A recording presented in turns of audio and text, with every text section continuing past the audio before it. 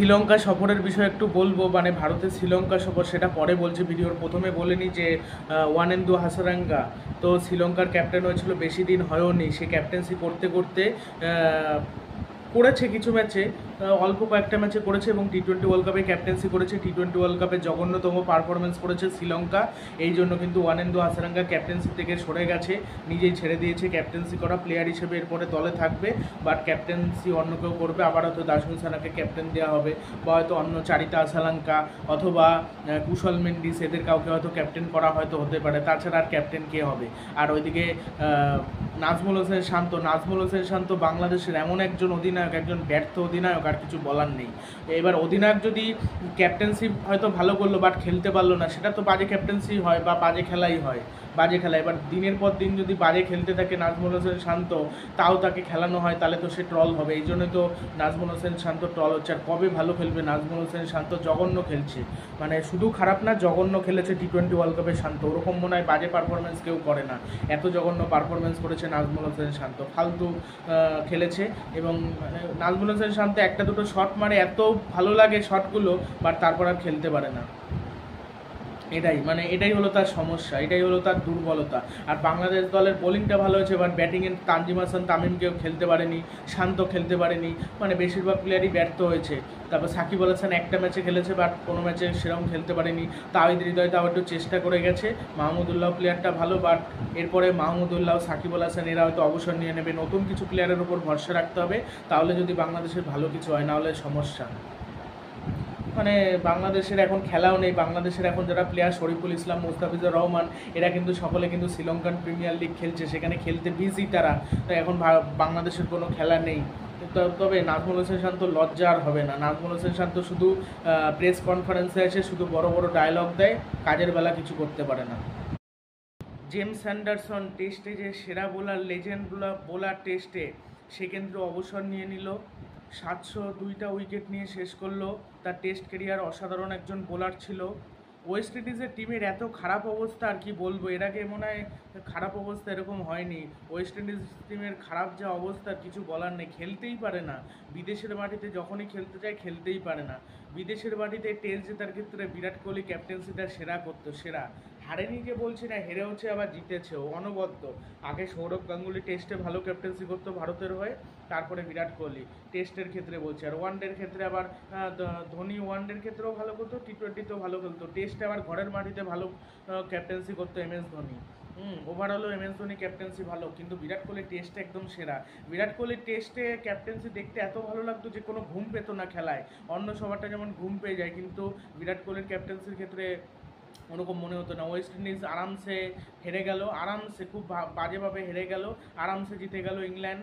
মানে আর 7 উইকেট আর 5 wicket, 12 wicket নিলে হলো গাস হাটিংসন ডেবিউ ম্যাচে 12খানা রেকর্ড নিয়ে, 12খানা উইকেট নিয়ে রেকর্ড করলো একটা, এবং ডেবিউ ম্যাচে আর লর্ডসের মাটিতে রেকর্ডটা করলো গাস হাটিংসনের বল খেলতেই পারছিল না।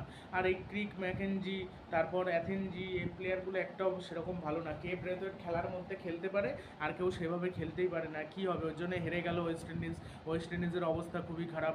আর ওইদিকে শ্রীলঙ্কার সফরে ভারতের কিন্তু অধিনায়ক হচ্ছে KL রাহুল। ওয়ানডে সিরিজে আর টি-20 সিরিজে হয়তো হার্দিক পান্ডিয়া হচ্ছে। আর টি-20 সিরিজে কারা কারা থাকবে সেটা বলা মুশকিল, বাট আনকোরা কিছু প্লেয়ার থাকবে, কিছু হয়তো থাকতে পারে, হয়তো শুভমান গিল নাও থাকতে পারে আমার যতদূর মনে হয়। হয়তো যশস্বী জয়সওয়াল থাকবে, অভিষেক শর্মা থাকবে, হ্যাঁ। তারপর শ্রীলঙ্কা সবার আর কে থাকতে পারে, আফেজ খান হয়তো থাকতে পারে, রবি বিষ্ণই থাকতে পারে, বরুণ চক্রবর্তীকেও হয়তো নিয়ে নিতে পারে, বলা যায় না। চাহাল, কুলদীপ, এদেরকে হয়তো রেস্ট দেওয়া হবে। আর আবার কুলদীপকে নিতেও পারে, বলা যায় না। কুলদীপ হলে সেক্ষেত্রে রবি বিষ্ণু প্লেইং 11 হয়তো সুযোগ পাবে না দুজনে একসাথে। অক্সার প্যাটেল হয়তো খেলতে পারে, অক্সার প্যাটেল খেলবে, জাদেজার তো অবসর নিয়ে নিয়েছে। আর যদি অক্সার না খেলে তাহলে ওয়াশিংটন সুন্দর খেলবে। এরাই টি-20তে থাকবে। হার্দিক পান্ডা থাকবে, হার্দিক পান্ডা তো অধিনায়কই, এরাই থাকবে। রিঙ্কু সিং থাকবে, তারপর শিবম দুবে হয়তো থাকতে পারে, এরাই থাকবে। নতুন কিছু প্লেয়ার সুযোগ পাবে। গৌতম গম্ভীর যেহেতু কোচ হয়েছে, হয়েছে ভারতের, নতুন কিছু প্লেয়ার সুযোগ পাবে। এবার কারা সুযোগ পাবে এটা বলা মুশকিল। আর ওয়ানডে ক্রিকেটের যদি কথাটা বলে নিই, ওয়ানডে ক্রিকেটে KL রাহুল তো ক্যাপ্টেন থাকলো, জসপ্রীত বুমরা অবসর না, মানে রেস্ট নিয়েছে। ওখানে হয়তো আর্শদীপ সিংকে আমরা ওয়ানডেতে দেখতে পারি। আর T20-তে আর্শদীপ সিং থাকবে। আর ওয়ানডেতে আর্শদীপ সিংয়ের পাশাপাশি আর কে থাকবে? সিরাজ থাকবেই। সিরাজ শ্রীলঙ্কার সাথে খেলা, সিরাজ এমনিতেই শ্রীলঙ্কার বিরুদ্ধে ভালো খেলে।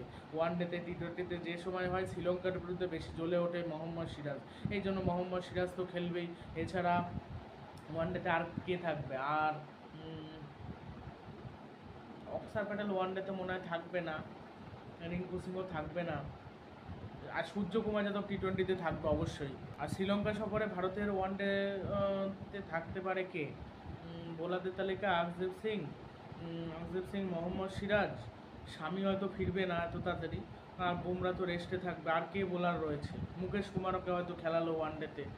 এরাই মানে বোঝা যাচ্ছে না কে থাকবে কি। ওই মুকেশ কুমার, আবেশ খান এদেরকেই হয়তো ওয়ানডেতে নেবে। বুমরা যেহেতু নেই সিরাজের পাশাপাশি, এরাই হয়তো থাকবে।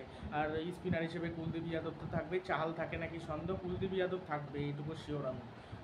কুলদীপ থাকলে, আর স্পিনার হয়তো অলরাউন্ডার নিল ওয়াশিংটন সুন্দর, এদের হয়তো নিয়ে নিল ওয়াশিংটন সুন্দর, অথবা জাদেজা ওয়ানডেতে তো খেলে, জাদেজাকে ওয়ানডেতে যদি নিতে পারে। আর রবি অশ্বিন খেলে না, এদের নিয়ে টিমটা। হার্দিক পান্ডিয়া থাকবে, ওয়ানডেতেও থাকবে, হার্দিক পান্ডিয়া ওয়ানডেতেও খেলে। এরা টেস্ট শ্রীলঙ্কার সাথে নেই, ওইখানে গৌতম গম্ভীর কেমন কোচিং করায় সেটা দেখতে হবে। মানে KKR-এর যারা স্টাফ ছিল তারাই আর কি ভারতের কোচ হতে চলেছে বা স্টাফ হতে চলেছে। তারাই আগে KKR-এর হয়ে সব কিছু সিদ্ধান্ত নিত, এবার ভারতের হয়ে নেবে। এর জন্য অনেকে বলছে যে ইন্ডিয়া নাইট রাইডার্স এরকম বলে ট্রল করছে, ভালো খেললে তখন আর ট্রল করার জায়গা থাকবে না। এটা আগের দিয়ে বলে রাখলাম। এইগুলো আর কি আপডেট পাওয়া যাচ্ছে খেলার, এগুলো সব জানিয়ে দিলাম। আর জেমস অ্যান্ডারসন এত ভালো বোলার, তার মতো বোলার টেস্টে আর মনে হয় নেই। 40,000 বল খেলা অত সহজ না। আমি একটা জিনিস বলছি, সে 401টা ম্যাচ খেলেছে, 50,000 বল করেছে, মানে মোট টেস্টে ফার্স্ট ক্লাস ক্রিকেট মিলিয়ে 18,056টা মেডেন ওভার, 991টা উইকেট নিয়েছে। বেস্ট বোলিং হলো 42 রানে 7 উইকেট, 34 বার 5 উইকেট নিয়েছে, 3 বার 10 উইকেট নিয়েছে। অনবদ্য রেকর্ড রয়েছে জিমি অ্যান্ডারসনের, অনবদ্য একজন বোলার জিমি অ্যান্ডারসন। আর ভারত এবং পাকিস্তানের মধ্যে ম্যাচ কিন্তু হতে চলেছে হয়তো চ্যাম্পিয়ন্স ট্রফিতে, শ্রীলঙ্কাতে অথবা দুবাইতে। তার কারণে ভারত মানে BCCI আর কি খেলতে পাঠাবে না ভারতকে পাকিস্তানে, এই যে এটার কি সূত্র মারফত জানা যাচ্ছে। আর কালকে তো জিম্বাবুয়ের বিরুদ্ধে সিরিজ রয়েছে ভারতের, কালকে সেটা নিয়েও ভিডিও বানানোর চেষ্টা করব। হয়তো ভিডিওটা দিতে রাত হয়ে যাবে, তার কারণ কালকে ব্যস্ত থাকবো। আজকে আবার ছুটি ছিল, আজকে খেলাটা হলে পুরোটা দেখতে পারতাম, বাট আজকে খেলাটা হলো না। মানে আজকে খেলা নেই, কালকে খেলা।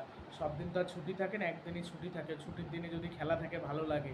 এখন কোনো খেলা নেই, এখন খেলা হচ্ছে বাট ওই ইন্ডিয়ার সাউথ আফ্রিকার কোথায় খেলা। আর ফুটবল হলে আমি খুব একটা দেখি না, রাত জেগে ফুটবল দেখা তো সম্ভব না, সকালে আবার কাজে যেতে হয়, ওই জন্য ওই জন্য অসুবিধা, ওই জন্যই যাওয়া সমস্যা, মানে খেলা দেখার সমস্যা। ওই জন্য IPL যখন দেরিতে শেষ হতো আমি দেখতাম না। বা এই সেদিন IPL শেষ হলো, কলকাতা কাপ নিল, আবার T20 বিশ্বকাপ দেখতে দেখতে শেষ হয়ে গেল। তারপর সামনে সিরিজের খেলাও শেষ হয়ে যাবে, চ্যাম্পিয়ন্স ট্রফি আর IPL দেখতে দেখতে চলে আসবে। দিনগুলো দেখতে দেখতে চলে যায়, ফটাফট চলে যায়। আর একটা জিনিস বলি, শার্দুল ঠাকুর, ওমরান মালিক এরা একসময় খুব সুযোগ পেত, এখন আর সুযোগ পাচ্ছে না। এবার গৌতম গম্ভীর শার্দুল ঠাকুরকে সুযোগ দেয় নাকি ওয়ানডেতে সেটা দেখতে হবে। প্রচণ্ড মার খায় শার্দুল ঠাকুর, এর জন্যই শার্দুল ঠাকুরকে বাদ দিয়ে দেওয়া হয়েছে।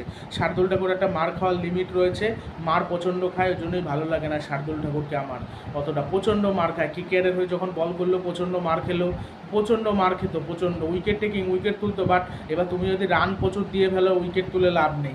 এবার তুমি রান কোনো ম্যাচে যদি আটকাতে পারো সেটা আলাদা ব্যাপার। ওয়ানডে বিশ্বকাপে যেমন তাকে নেওয়া হয়েছিল, প্রচণ্ড মার খাচ্ছিল যখন হার্দিক পান্ডিয়া খেলছিল। তারপর হার্দিক পান্ডিয়া চোটের জন্য বাদ পড়ে গেল, তখন আবার সুযোগ পেয়ে গেল কে? তার পরিবর্তে মোহাম্মদ শামি। তারপরে তো আসল এসে আগুন জ্বালালো মোহাম্মদ শামি। মোহাম্মদ শামি একজন অসাধারণ বোলার, যেমন বুমরা ভালো বোলার তেমনি শামি ভালো বোলার, এই দুখানাই সেরা বোলার। আর্শদীপ সিংও একজন ভালো বোলার তৈরি হচ্ছে, ওয়ানডে টেস্টে খেলালে সেখানেও ভালো করবে বলে আমার মনে হয় ব্যক্তিগতভাবে। গৌতম গম্ভীর তাকে ট্রাই করে নাকি সেটা দেখতে হবে। তবে গৌতম গম্ভীর ট্রাই এরকমভাবেই করবে যে যাতে মানে সবাই সুযোগ পায়। টেস্টে একরকম দল, ওয়ানডেতে একরকম দল, T20-তে একরকম দল, এরকমই করার চেষ্টা করবো। অনেকে বলছে এটা ভালো সিদ্ধান্ত, অনেকে বলছে এটা ভালো সিদ্ধান্ত না। এখন দেখা যাক কী সিদ্ধান্ত নেয়।